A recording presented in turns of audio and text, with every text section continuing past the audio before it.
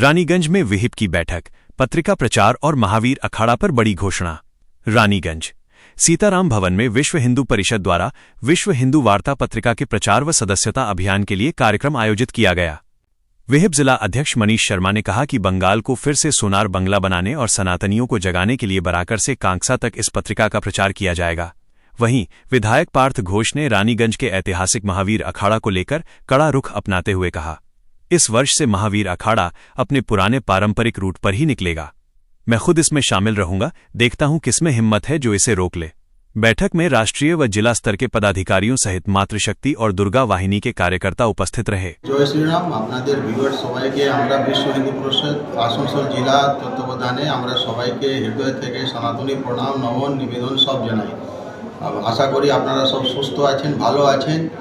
আর রাম রাজ্য যে বাংলা মাটিতে যে এসেছে এই 4 তারিখে, তার জন্য আবার আমরা পরিষদ মাধ্যম থেকে শুভকামনা জানাই। যেহেতু আপনারা জানেন আমাদের যে বিশ্ব হিন্দু পরিষদের যে পত্রিকা আছে বিশ্ব হিন্দু বার্তা, তার আজকে এখানে সদস্যতা অভিযান আমরা রানীগঞ্জে এই যে পুরো জেলা ব্যাপী একটা আহ্বান জানিয়েছি।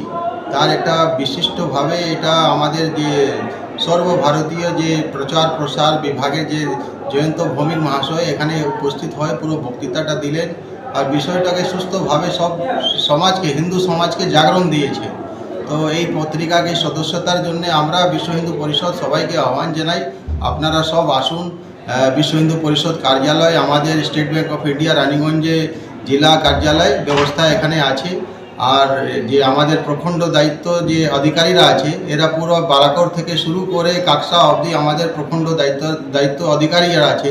তো পুরো জেলা ব্যাপী যারা যারা এই সদস্য অভিযানে বাংলার সংস্কৃতি, বাংলা ঐতিহ্য, বাংলার বিকাশ, বাংলার যে পুণ্যভূমির যে উত্থান চাইছে, যে বাংলার মাটিকে আবার যে আমাদের যে রাজা শশাঙ্কের যে স্বর্ণ যে বাংলার যে যে ছিল যে সে জায়গাতে নিয়ে যেতে চাইছেন, তো সেই আবার এটাকে স্মরণ করে এটা সদস্যতা নেন, এটাই আমরা কামনা করি। সবাইকে সম্মান জানাই, এটা আমরা বিষয়। আপনার নাম পরিচয়টা দেবেন? আমার নাম মনীশ কুমার শর্মা, আমি বিশ্ব হিন্দু পরিষদ আসানসোল জেলা সভাপতি। আমার সঙ্গে আমার আজকে পুরো জেলা থেকে প্রখণ্ড দায়িত্ববান সব অধিকারীরা ছিলেন। আমার জেলা সম্পাদক তেজ প্রতাপ সিং আছে, আমার রানীগঞ্জের যে সম্পাদক, রানীগঞ্জ প্রখণ্ডের সম্পাদক বিশ্বজিৎ গোড়াই, আর আমার দায়িত্ববান সব অধিকারী আছেন। রানীগঞ্জের যে প্রখণ্ডের যে সভাপতি রামজি শাহ উনি উপস্থিত আছেন।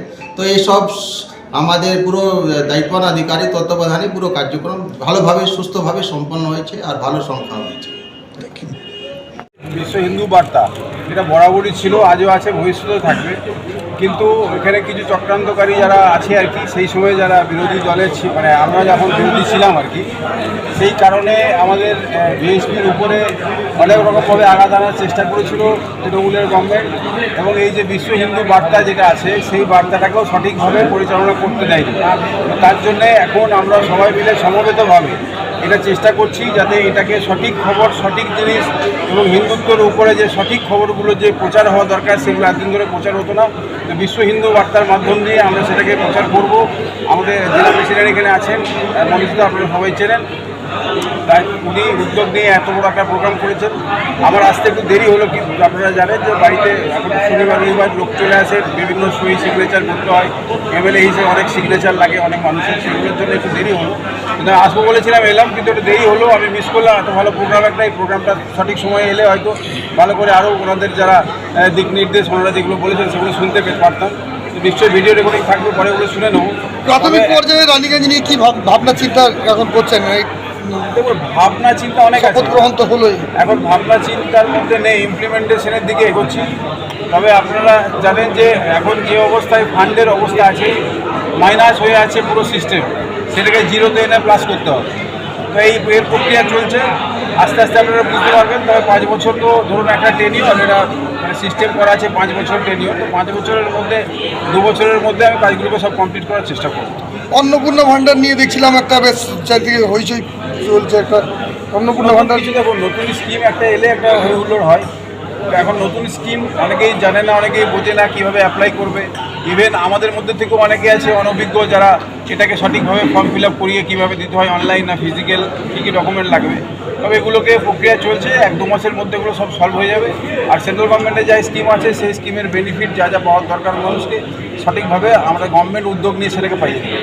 দাদা আমরা দেখেছিলাম দীর্ঘদিন ধরে এখানে যারা মহাবীর হবে, আখাড়া এবার থেকে শুরু হবে।